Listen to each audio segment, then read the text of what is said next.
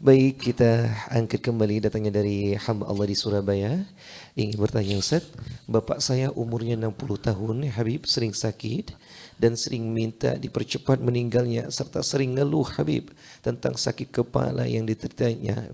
Sudah dibawa beberapa dokter spesialis Habib, tapi belum sembuh. Mohon dan doa nasihatnya Habib untuk ayah saya karena saya khawatir dengan keimanan ayah saya Habib yang sering mengeluh.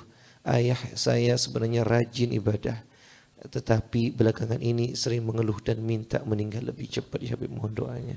Allah yu'afina wa yakum. Inilah ujian ya. Orang hidup pasti diuji oleh Allah Subhanahu wa taala dengan segala macam ujian. Ada yang diuji sakit dan musibah lain. Wala nabluwannakum. Pasti kami akan uji kalian kata Allah Subhanahu wa taala.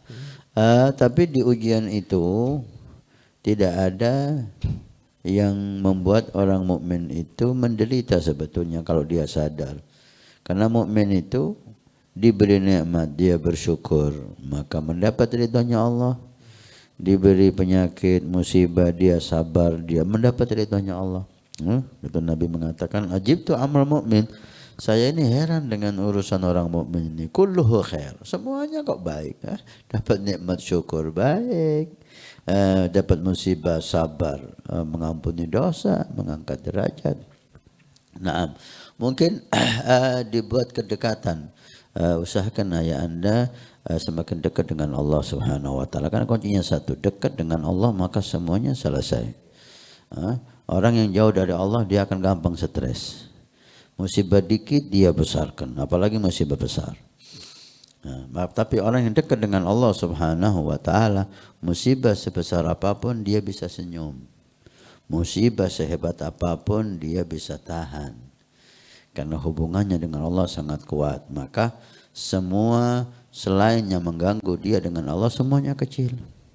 Tuh lihat itu Sofia atau siapa, istri sahabat Ansar ketika pulang dari perang Uhud. Siapa yang bisa hebat seperti beliau? Musibah yang begitu dahsyat, anaknya meninggal dua-duanya, suaminya meninggal, ayahnya meninggal, saudaranya meninggal dalam waktu yang sama, peperangan satu, perang Uhud. Tapi dengan hebatnya dia mengatakan, ya Rasulullah, semua musibah selain menimpa kamu maka itu kecil. Istri suaminya meninggal, dua anaknya meninggal, orang tuanya, saudaranya meninggal. Kecil. Kenapa?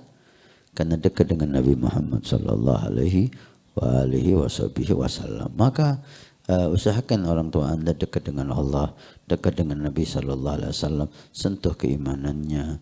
Kemudian mungkin bisa diceritakan fadilah-fadilah orang-orang yang sabar terhadap penyakit, ya. Karena setiap penyakit mengampuni dosa, setiap penyakit orang mukmin itu mengangkat derajat.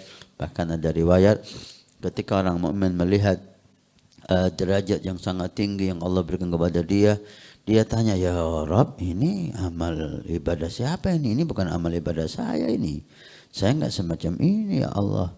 Kalau na'am, ini bukan karena ibadah kamu, tapi karena sabar kamu atas penyakit yang kamu derita.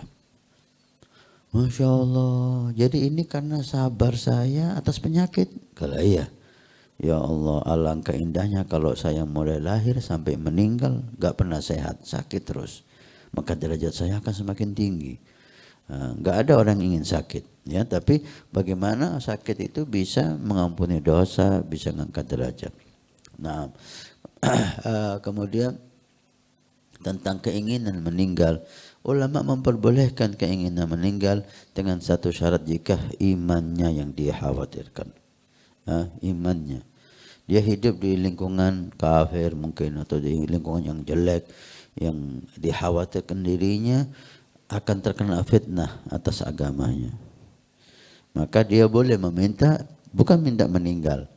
Allahumma ahyini, hidupkan aku, in kanatil haya khairun minni. Kalau hidup itu baik bagiku, hidupkan.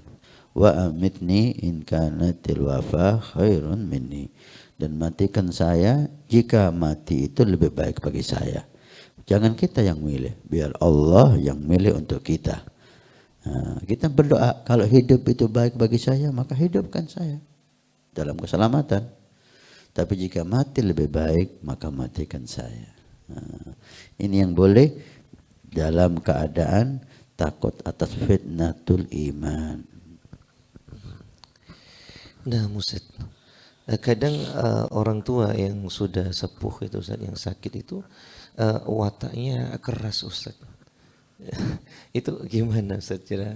Ya, sebenarnya si anak itu ada punya celah gitu loh, tahu kelemahan si ayah. Mungkin ada lewat teman yang dicintai, lewat anak, lewat cucu, lewat saudara. Berusaha bagaimana si ayah ini tidak stres. Betul Ustaz. Assalamualaikum warahmatullahi wabarakatuh. Alhamdulillah, saya Hasan Ismail Al-Muhdar, khadim Pondok Pesantren Nurul Iman. Kami informasikan kepada semua donatur Masjid Awwabin pada hari Jumat ini tanggal 9 Juni.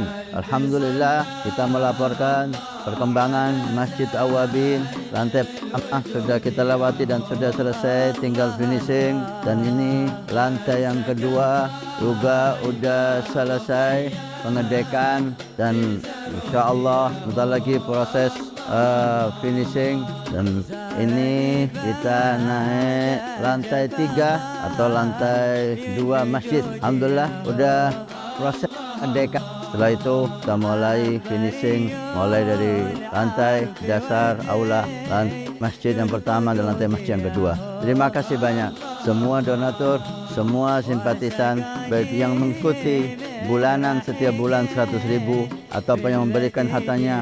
Mudah-mudahan Allah Subhanahu wa taala menjadikan sebagai sedekah jariah. Kalau kemarin Anda yang ikut, ini waktunya Anda menjadikan sedekah jariah ini untuk orang tua Anda, untuk anak Anda, untuk orang-orang yang Anda cintai, untuk istri Anda, sehingga semuanya kaya dengan pahala dan taat di hari kiamat. Karena masjid ini akan ditempati semua kegiatan ibadah, belajar mengajar di masjid, dakwah ilallah di masjid, salat jamaah di masjid, aurat di masjid, pengajian di masjid. Masya Allah, begitu besar fungsi masjid dan aula Al-Awwabin yang diberi nama oleh guru mulia kita dengan Awwabin. Mudah-mudahan cepat selesai dan bermanfaat sampai hari kiamat. Terima kasih. Barakah. Wassalamualaikum warahmatullahi wabarakatuh.